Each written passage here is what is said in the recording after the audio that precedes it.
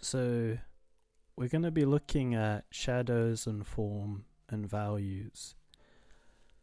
Especially when it comes to rendering, this is one of the most important things that you can focus on.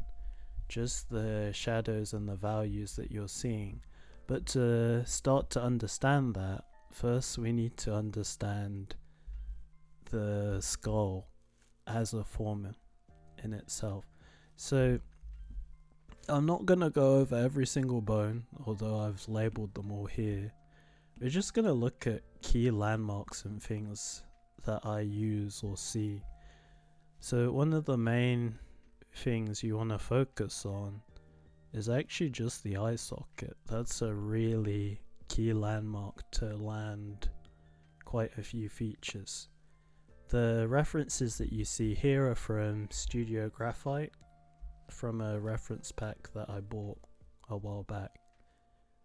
I'll put the link in the description. But you can see that eye socket shape right here. And you can even map it out here. But as you can see, the shadows that form actually follow that eye socket. So even the edge here where the planes shift, you can see that it follows the edge of that eye socket. And so that's why the eye socket's a really key landmark to pick out, because it will help you determine the direction of your shadows, and it will help you map out where the eyes are. Okay, another thing to look at, as we were discussing from that eye socket, but there's like a curvature here as the maxilla goes down into the mandible. And so that's what's happening right here. We've got here, which is the zygomatic arch right here. The very edge of the cheekbone, the zygomatic arch right by the eye. And then it curves down into what we have as the maxilla right here, and it curves down into the mandible. And so the form of the shadow will follow the structure of the skull, as you can see, curving down like that. The same way on our skull it seems to curve down like that. Even with the nasal cavity, that's another thing that is useful.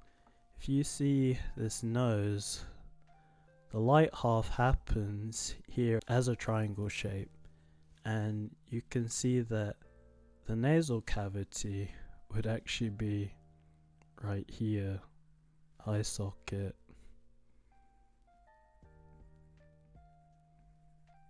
eye socket, nasal cavity. If I was to draw over the top, maybe I'd draw something a bit like this, going down into the mandible. But you can see that that nasal cavity actually informs where our midtone or our lighter area shows up.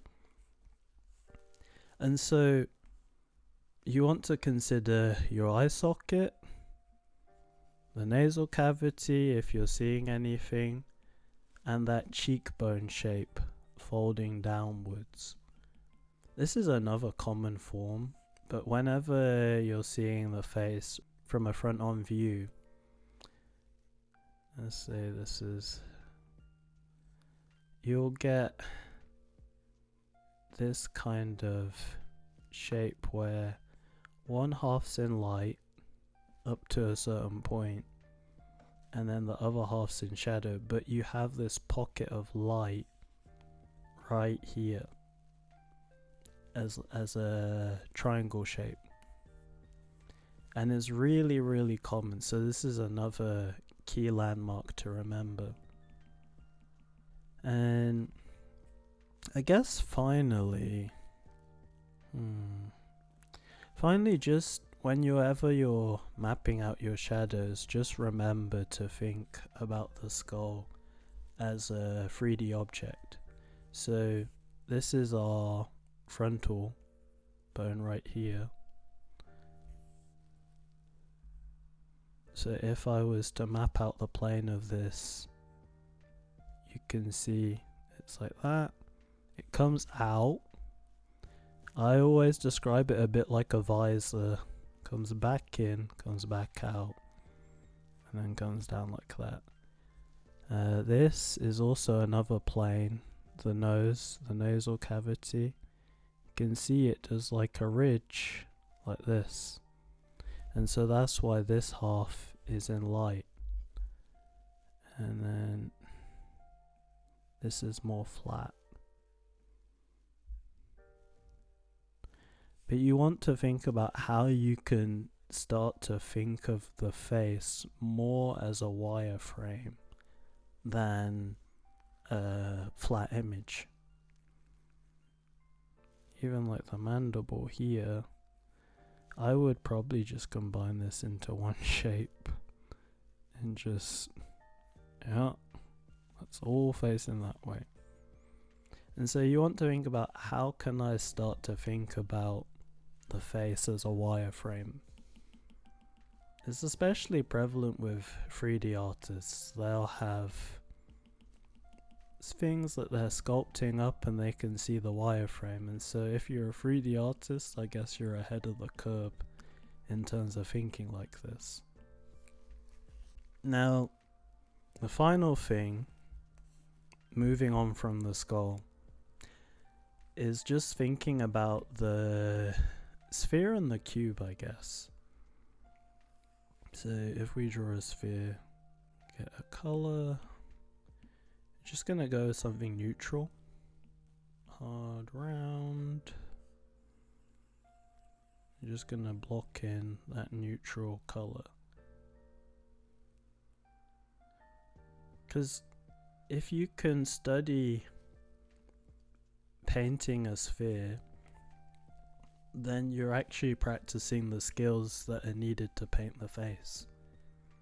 So create a new layer, create a clipping mask, and let's go halfway to black from where we are. This is a key thing that Ahmed Al-Dori uses. I don't think it's always halfway to black, but it's a good reference just to get a shadow. So halfway to black. With this, we'll go halfway to white.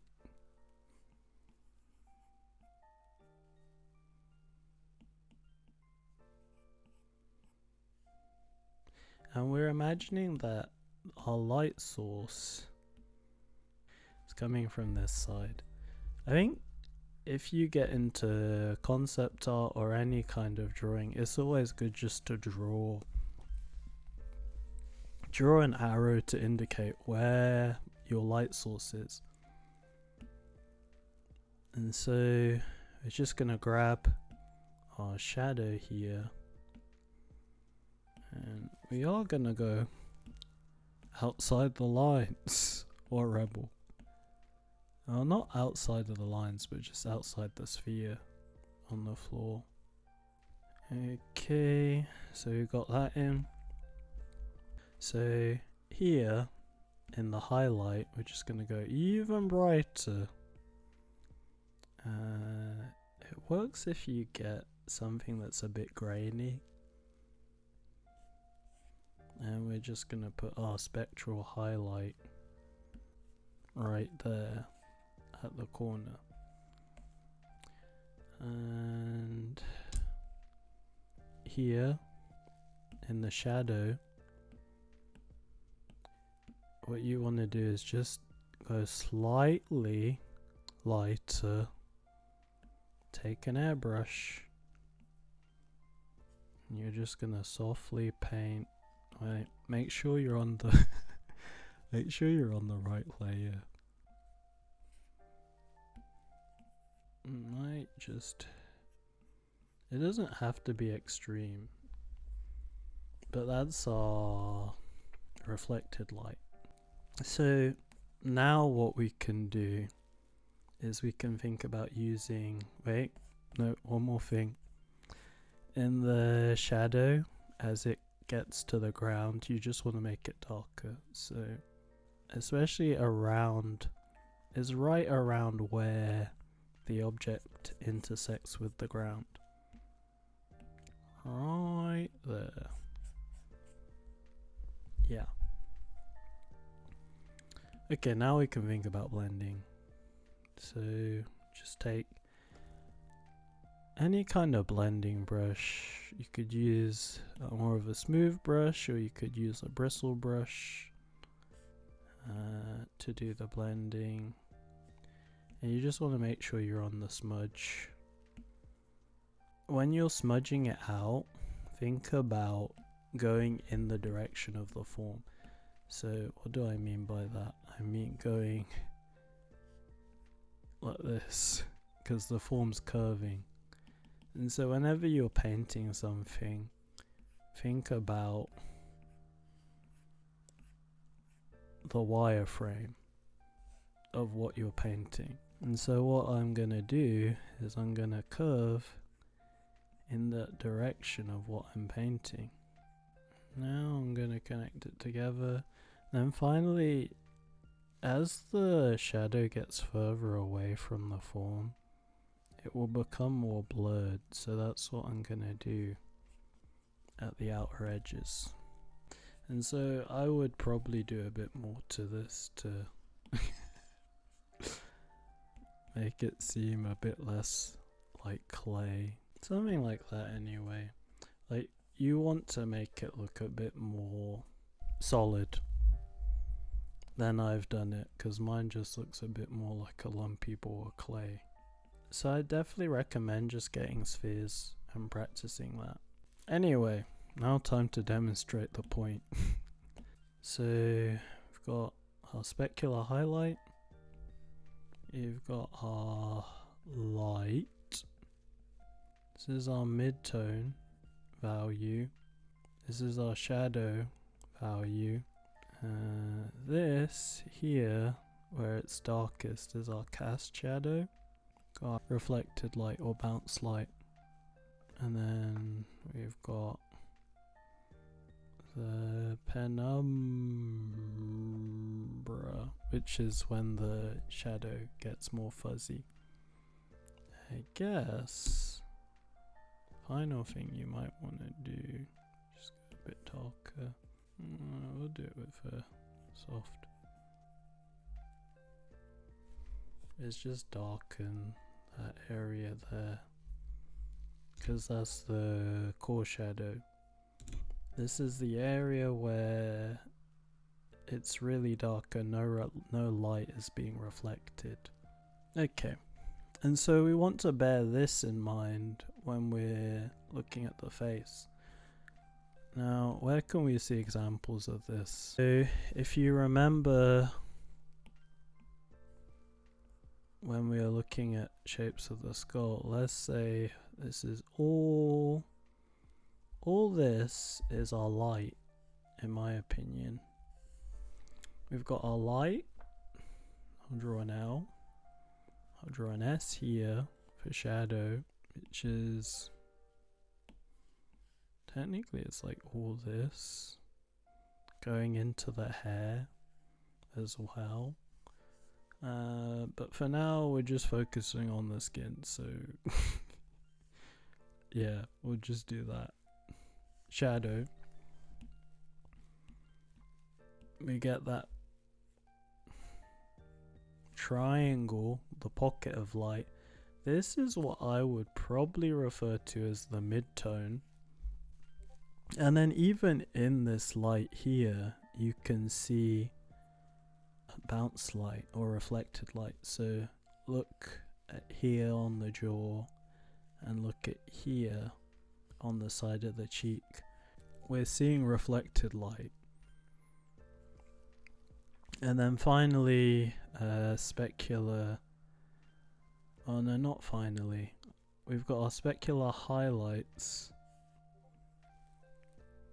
here and here, and here. So we're talking about the occlusion shadow.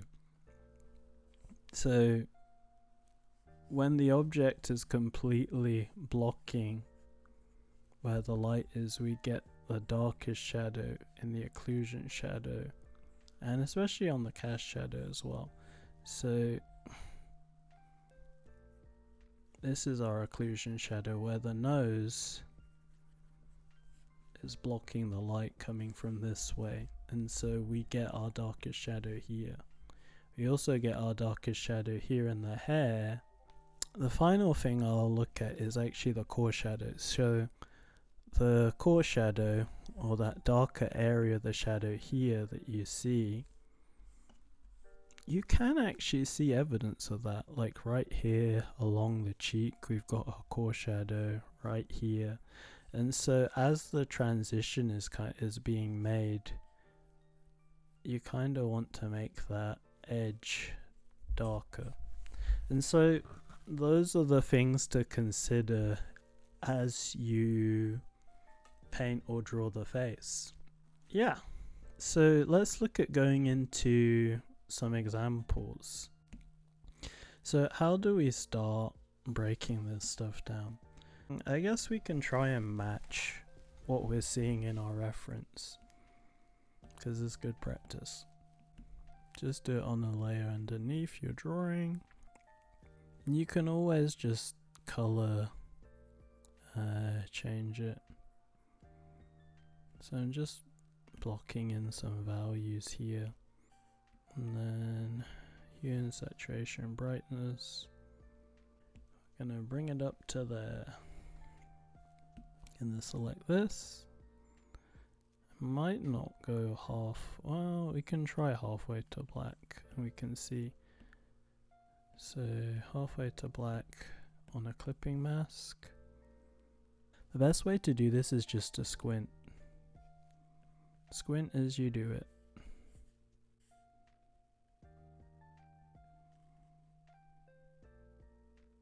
So yeah, we squinted as we did it, and you can see that, okay, if we don't have any drawings, okay, it doesn't quite read like a blobby face yet, but it will show up. It will show up. But you can see it's starting to come together, and that's just our, I guess it's our mid-tone in my opinion, and our shadow. Now here in the shadow we can do that thing that we were talking about, ambient occlusion, slightly higher than what you're going with. Airbrush, make it smaller. Let's put this on a new layer, and we're just following that edge of the face, really adding bounce light. So you can see that that's our bounce light there at the edge of the face. Now what we can do, can grab this, let's go lighter than we've got. I'm just airbrushing a bit of light coming onto this half of the face.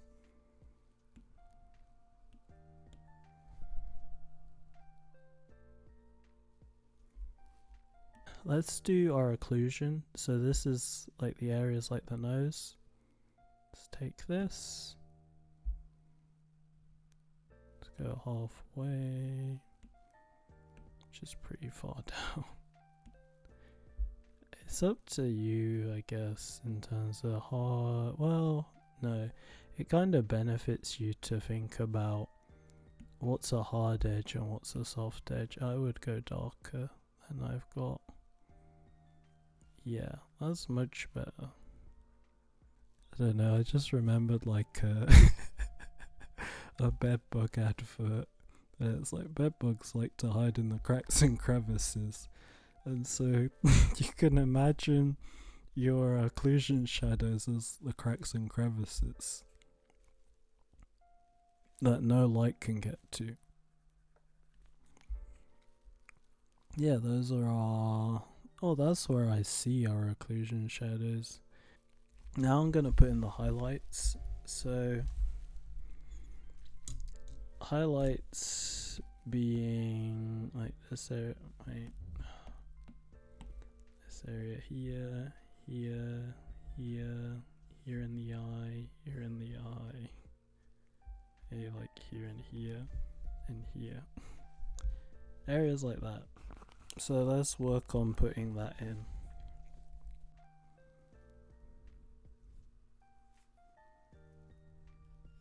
So we're just going to go into those areas and add some highlights.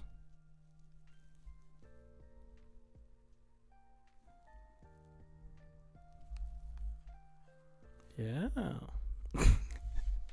And then all you have to do is just blend the areas which are soft edges. So let's collapse all this down. Doesn't look too much like our face yet. Let's connect this together now. And let's blend. Let's get blending. So I think you can use a bristle brush or some soft round brush for this. And you just want to blend those edges. And it's not all about how hard can I press. Think about subtlety. Subtlety is probably key to this kind of thing. You just want to blend the edges of areas that aren't hard edges. Oh, we can do our core shadow as well. So just on the edge of that transition, let's take a soft brush. I'm actually just going to dramatize that a bit. And so can you see the core shadow? Is that line that's going through. What I want you to do as homework from this is actually to take a bunch of different images from Pinterest or wherever and try doing this. Also think about like what is a hard edge and what's a soft edge. So in the nose, I'd actually say the nose has pretty hard edges, so maybe want to go back in there with a hard edge brush and just block it out as a hard edge like that. Where else can we find some hard edges? The hard edges are more like on the edge of everything. But your homework from this episode is actually just to take maybe about 5 different heads or faces from Pinterest. You want ones with dynamic lighting, kind of like this, where you can see clearly, okay, core shadow, you've got your bounce light here, you've got your midtones here, your shadows here, your occlusion shadows here. And I want you to try and study those. Try and break down, okay, where is my bounce light? Where is my occlusion shadow where the light isn't getting to? And paint them. Sketch them out, paint them like this. And the more that you actually go through this process, the better you'll get at rendering. So that once you move on to color, you already have your values down and your colors will just work purely because your values and your foundation is built. So hopefully this video's helped. Yeah, I'll see you in the next one. Also like, comment, subscribe. It helps with the channel.